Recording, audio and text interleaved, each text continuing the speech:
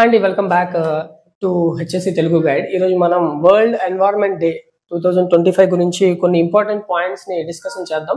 చిన్నప్పుడు మనందరికి తెలుసు, ప్రపంచ పర్యావరణ దినోత్సవం రోజు మన మాస్టర్ చెప్పేవారు అనమాట, ఒక ఎస్ఏ రాసుకొని రమ్మని. సో అందులో మనం ఒక 10 పాయింట్స్ రాసుకుని వెళ్ళేవాళ్ళం. ఏటైతే మొక్కలు నాటాలి, చెట్లు నరకూడదు, గాలి ఎయిర్ పొల్యూషన్ చేయకూడదు, నీటిని ఎక్కువగా వృధా చేయకూడదు, ఇలాంటి కొన్ని మనం 10 పాయింట్స్ రాసుకుని వెళ్ళేవాళ్ళం. So when come to industry, ఒక హెచ్ఎస్సి పర్సనల్ గా, ఒక సేఫ్టీ ఆఫీసర్ గా, ఏదైనా ఒక హెచ్ఎస్సి పర్సనల్ గా ఒక ఇండస్ట్రీలో మనం ఎలాంటి ప్రికాషన్స్ అనేవి తీసుకుంటాం అనేది హెచ్ఎస్సి తెలుగు గైడ్ లో మీకు డీటెయిల్ గా చెప్పడం అనేది జరుగుతుంది. సో ఇలాంటివి నేను ఎలా ఎక్స్పీరియన్స్ చేశాను. యాక్చువల్ గా నేను 2024 సౌదీ అరేబియాలో ఉన్నప్పుడు అక్కడ last year Saudi Arabia host చేసింది అనమాట. యాక్చువల్ గా ఇది ఎవ్రీ ఇయర్ ఒక్కొక్క కంట్రీ అనేది ఎన్వైరన్మెంట్ డే ని హోస్ట్ చేస్తుంది. అసలు ఏంటి హోస్ట్ చేయడం, దాని థీమ్ ఏంటి, దాని గురించి మనం తెలుసుకుందాం. సో ఫస్ట్ క్వశ్చన్ ఏంటంటే, వాట్ ఈస్ ఎన్వైరన్మెంట్? అసలు ఎన్వైరన్మెంట్ అంటే ఏంటి అనేది మనం తెలుసుకుందాం. The environment is everything around us. It is the air we breathe, the water we drink, the land we live on, and all the plants and animals. Basically it's our home. అంటే మనం ఏదైతే ఎక్కడైతే మనం జీవిస్తున్నాం, ఈ యొక్క land కావచ్చు, మనం పీల్చే గాలి కావచ్చు, మనం త్రాగే నీరు కావచ్చు, మన చుట్టుపక్కల ఉన్నటువంటి యానిమల్స్, ప్లాంట్స్, వీటన్నిటిని యాక్చువల్గా ఇది ఒక హోమ్ అని అంటుందన్నమాట. దీన్నే ఒక ఎన్వైరన్మెంట్ అని అంటారు అనమాట. సో అలా మనం ముందుకెళ్తే, వై షుడ్ వి కేర్? మనం అసలు దీనికి ఎందుకు కేర్ తీసుకోవాలి అంటే, a healthy environment gives us everything we need to survive. అసలు ఎన్వైరన్మెంట్ గనక హెల్తీగా లేకపోతే మనం సర్వే అవ్వలేం. సో అందుకనేసి హెల్తీ ఎన్వైరన్మెంట్ గురించి మనం కేర్ తీసుకోవాలి, జాగ్రత్త తీసుకోవాలి. సో ఓకేనా? సో ఇందులో పాయింట్స్ ఏంటంటే, క్లీన్ ఎయిర్ టు బ్రీత్. అసలు మనం గాలి గురించి మనం శ్రద్ధ తీసుకోకపోతే గాలి ఏటవుతుంది అండి, కాలుష్యం అయిపోద్ది. గాలిలో చాలా రకాలటువంటి మలినాలు అనేవి వెళ్ళి గాలి అనేది కాలుష్యం అయిపోద్ది. సో అలాంటి గాలి మనం పీలిస్తే మనం ఆరోగ్యంగా ఉండగలమా? ఉండలేం. సో అందుకనేసి క్లీన్ ఎయిర్ టు బ్రీత్, మనం పీల్చే గాలి క్లీన్ గా ఉండడం కోసం, ఫ్రెష్ వాటర్ టు డ్రింక్, మనం తాగే నీరు ఏదైతే ఉందో అది కూడా శుభ్రంగా ఉండడం కోసం, ఫుడ్ టు ఈట్, మనం తీసుకునే ఆహారం ఎక్కడి నుండి వస్తుందండి? మనకు ఆహారం భూమిలో నుండి వస్తుంది. సో మనం తీసుకునే ఆహారం కావచ్చు, మెటీరియల్స్ టు బిల్డ్ హోమ్, మనం ఇంటిని అలంకరించుకుందాం అని అనుకుంటాం. సో అలంకరించుకోవడానికి కావాల్సినటువంటి సామాగ్రి, మెటీరియల్స్ మనకి ఎలా వస్తుంది? ప్రకృతి నుండి వస్తుంది. సో అలాంటి ప్రకృతిని మనం కాపాడడం కోసం బ్యూటిఫుల్ ప్లేసెస్ టు ఎంజాయ్, మనం వెళ్తుంటాం చాలా చాలా మంచి మంచి లొకేషన్స్ కి. ఎప్పుడైనా మనకి వీలు దొరికినప్పుడు మనం ప్లాన్ చేస్తుంటాం అనమాట, పిక్నిక్ వెళ్దాం అనేసి. సో ఎందుకు వెళ్తాం? బ్యూటిఫుల్ ప్లేస్, అక్కడ ఉన్నటువంటి వాతావరణం, అక్కడ ఉన్నటువంటి ఎన్వైరన్మెంట్ ని ఎంజాయ్ చేయడానికి మనం వెళ్తుంటాం. సో అందుకనేసి మనం కేర్ అనేది తీసుకోవాలి. థర్డ్ క్వశ్చన్ ఏంటంటే, pollution. What is it? Pollution అంటే ఏంటి? Pollution is when harmful things get in to environment. Environment లో హార్మ్ఫుల్ థింగ్స్ అంటే ఏంటండి? వాటిని డిస్టర్బ్ చేసే, ఎన్వైరన్మెంట్ ని డిస్టర్బ్ చేసేటటువంటి థింగ్స్ ఏవైతే ఉన్నాయో అవి ఎన్వైరన్మెంట్ లో కలిసిపోతే ఎన్వైరన్మెంట్ అనేది పాడైపోతుంది. సో దాన్ని మనం పొల్యూషన్ అంటాం. సో ఎయిర్ పొల్యూషన్, సో మనం ఎక్కువగా చూస్తుంటాం, కార్స్ నుండి, ఫ్యాక్టరీస్ నుండి స్మోక్స్ అయితే వస్తుంటాయి. మనం బండి నడుపు నుండి బ్యాక్ సైడ్ నుంచి స్మోక్ ఏదైతే వస్తుందో అది డైరెక్ట్ ఎన్వైరన్మెంట్ లో ఏటవుతుంది? మిక్స్ అయిపోతుంది. ఓకేనా?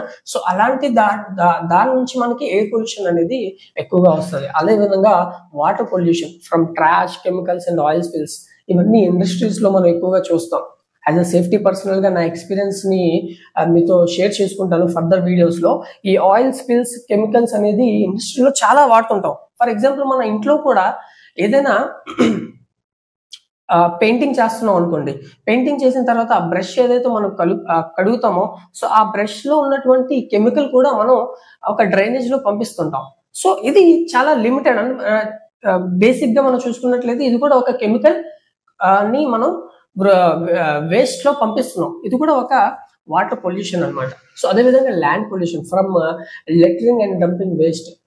ఇప్పుడు మన పరిసరాల్లో ఉన్నటువంటి చెత్త, వృధా చెత్త తీసుకెళ్లి డ్యాంప్ యార్డ్, ల్యాండ్ ఫిల్స్ అనేవి పెద్ద పెద్ద ఏరియాస్ లో వెళ్ళి దానిలో నింపుతుంటారనమాట. అప్పుడే మనకి చుట్టుపక్కల ఉన్నటువంటి రోడ్స్ కావచ్చు, మన వీధులు కావచ్చు, ఇవన్నీ పరిసరాలన్నీ శుభ్రంగా ఎలా ఉంటున్నాయి, ఇక్కడ ఉన్నటువంటి చెత్తను తీసుకెళ్లి ఒక ఏరియాలో వాళ్ళు డంప్ చేస్తున్నారు అనమాట.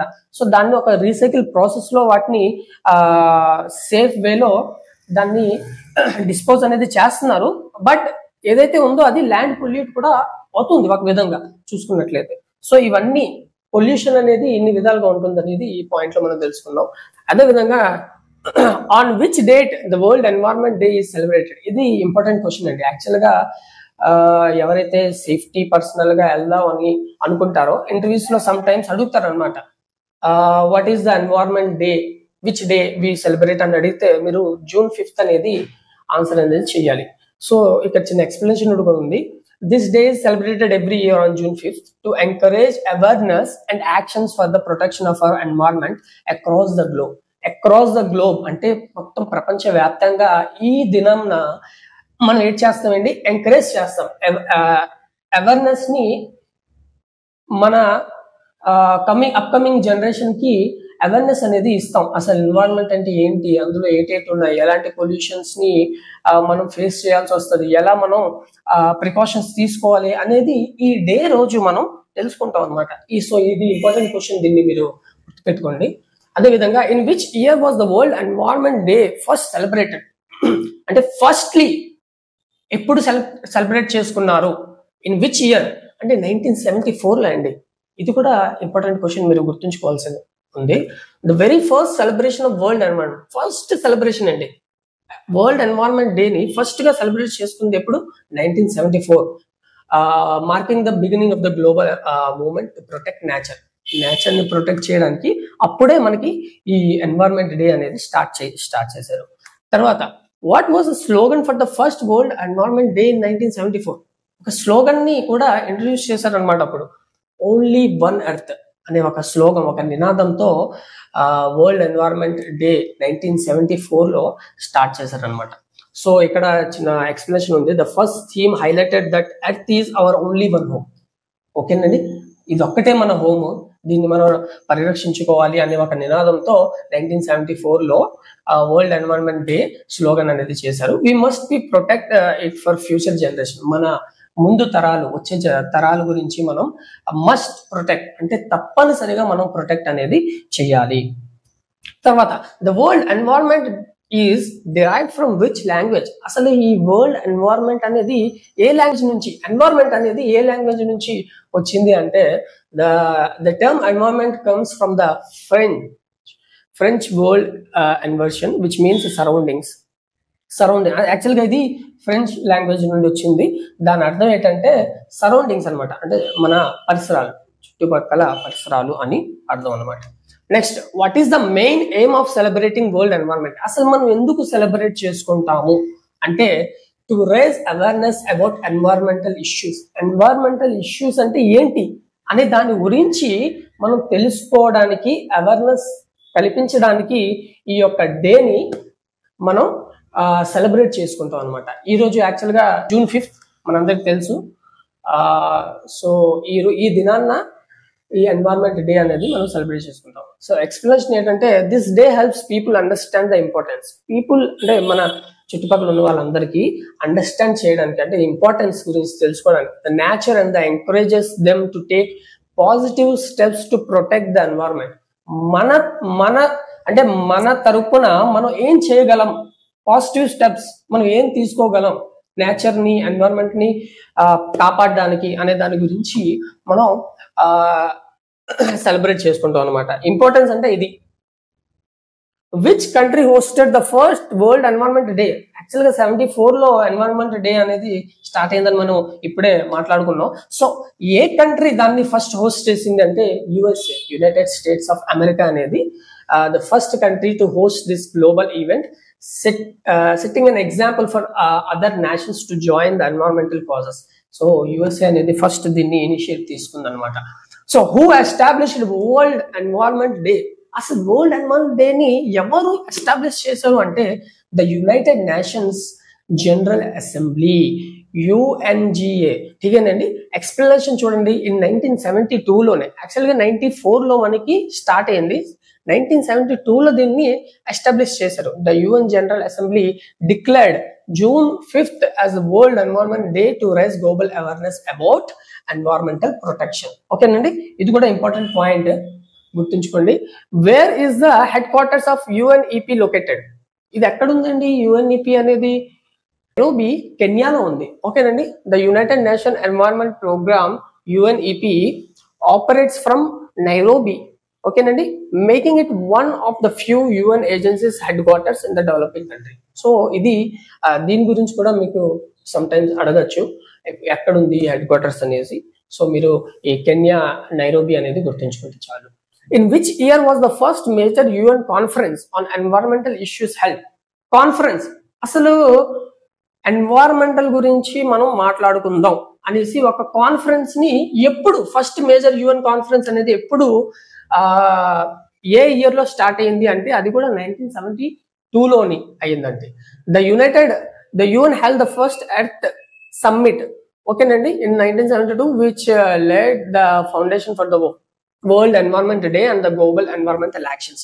ఏవైతే మనం తీసుకోవాల్సిన జాగ్రత్తలు కావచ్చు, ప్రికాషన్స్ కావచ్చు, దీని గురించి ఆ టీం ఏదైతే ఉందో ఆ కాన్ఫరెన్స్ ని పెట్టి, సో 1972లో దీని గురించి వాళ్ళు చర్చించారనమాట. Which country will host the World environment Day event in 2025? ఈ ఇయర్ 2025లో ఏ కంట్రీ హోస్ట్ చేయబోతుంది వరల్డ్ ఎన్వైరన్మెంటల్ డే ని అంటే Republic of Korea. Republic of Korea ఈ ఇయర్ వరల్డ్ ఎన్వైరన్మెంటల్ డే ని హోస్ట్ చేయబోతుంది. దీని గురించి మీరు లైవ్ గా కూడా యూట్యూబ్ లో చూడొచ్చు. ఆ world environmental day hosted by Korea live అని కొడితే మీరు వస్తుంది. సో వాళ్ళు ఎలాంటి అభివృద్ధి కార్యక్రమాలు, అంటే దీని గురించి ఎలాంటి ప్రికాషన్స్ తీసుకుంటే మనం ఎన్వైరన్మెంట్ ని కాపాడొచ్చు అనేది ఈ కంట్రీ డిసైడ్ చేస్తుంది అనమాట. ఈ కంట్రీ హోస్ట్ చేస్తుంది. సో ప్రెసెంట్ చూడండి, south Korea, Republic of Korea will be the host country for the 2025 celebrations. ఏదైతే మనం ఈ వరల్డ్ ఎన్వైరన్మెంట్ సెలబ్రేషన్స్ చేసుకుంటున్నామో దీనికి హోస్ట్ ఎవరండి? South Korea. Focusing on leading environmental actions in Asia and globally. చూసారా, focusing on leading environmental actions, ఏదైతే మనకి ఇప్పుడు present ఉన్నాయో ప్రాబ్లమ్స్, దాని గురించి యాక్షన్స్ తీసుకుంటుంది ఇన్ ఏషియా అండ్ గ్లోబల్లీ. మొత్తం గ్లోబల్ గా కూడా దాని గురించి మనం సౌత్ కొరియా అనేది యాక్షన్ తీసుకుంటుంది దాని గురించి. ఓకేనండి. Next, which organization is responsible for coordinating world environment day every year? Every year a country host చేయాలి, ఎక్కడ హోస్ట్ చేయాలి, ఏం తీసుకోవాలి అనేది ఎవరు డిసైడ్ చేస్తారు? హూ ఇస్ రెస్పాన్సిబిలిటీ అని అడుగుతున్నాడు కోఆర్డినేటింగ్ చేయడానికి. సో UNEP అండి, యునైటెడ్ నేషన్ ఎన్వైరన్మెంటల్ ప్రోగ్రామ్. ఇందాక మనం ఏదైతే మాట్లాడుకున్నామో వీళ్ళే చెప్తారు అనమాట, ఈ కంట్రీ మీరు ఈ ఇయర్ మీరు చూడాలి అనేసి. So UNEP takes the lead in organizing and promoting the world environmental day activities around the world each year. ప్రతి సంవత్సరం ఈ UNEP అనేది ఇనిషియేట్ తీసుకుంటుంది. ఏ కంట్రీకి ఇవ్వాలి, ఎవరు చేయాలి అనేది ఇలా డిసైడ్ చేస్తారు అనమాట.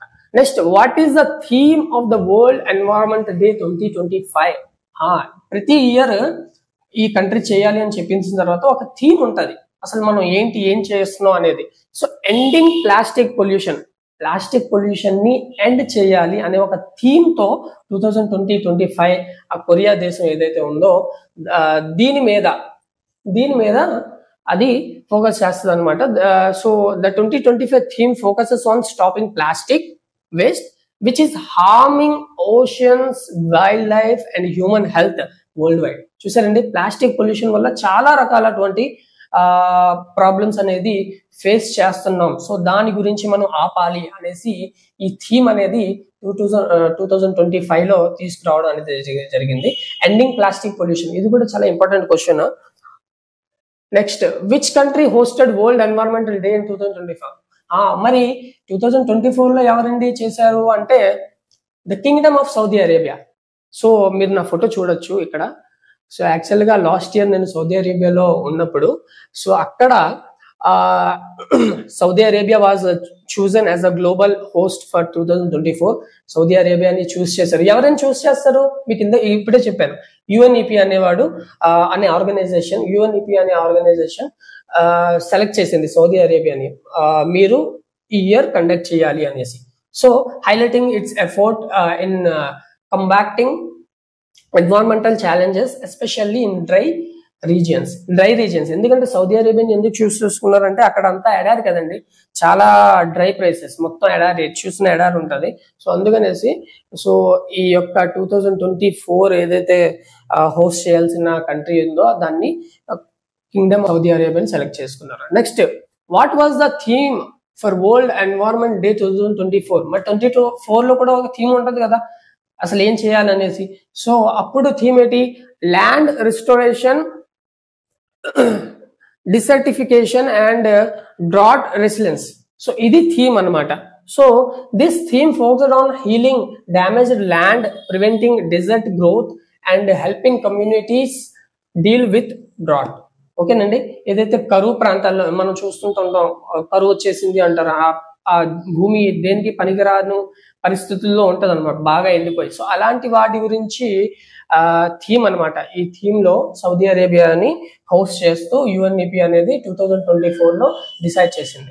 నెక్స్ట్ విధంగా, in which year did India host world environment day for the first time? India ఇప్పుడు హోస్ట్ చేసింది ఫస్ట్ టైం అంటే 2011 లో అండి, 2011 లో. So India first hosted this global event in 2011, showing its commitment to protecting nature and raising awareness among its people.